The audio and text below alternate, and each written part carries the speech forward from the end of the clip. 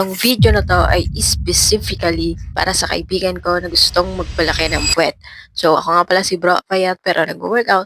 So kung gusto mo rin lumaki yung puwet mo kapayatot, ay panoorin mo rin yung video na to. So para sa ito kaibigan, panoorin mo lang yung mga ipapakita kong video at itong mga workouts na to ay pwedeng-pwede mong gawin dyan sa higaan mo. So pwede ka rin mag-invest kahit isang resistance band para sa goal mo na lumaki yung puwet. So, itong mga workouts na to is gagawin mo lang 3 times a week. At kung nahihiya ka, pwedeng-pwede mo siyang gawin dyan sa higaan mo, kaibigan. So, panoorin mo na. Tara! Not feeling glute bridges in your glutes? Make these easy corrections. 1. Keep your chin tucked. 2. Make sure your ribs are down.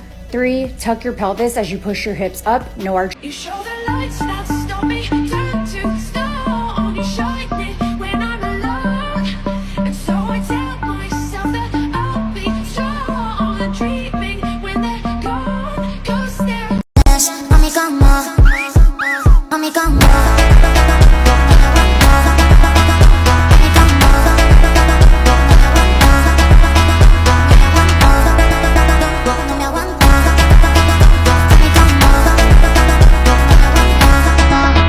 Your back. Instead, you want to keep your core engaged, spine neutral, and glutes tucked, and lift slightly to the side. You want to keep your hips squared to the floor and not twist your spine so much. Follow along for more. So, yun lang kapayatot. Let's grow together sa Payat Fitness Workout Group. At kung gusto mo rin lumaki yung puwet mo, is gawin mo na yan sa higaan mo. So, follow for more. Bye!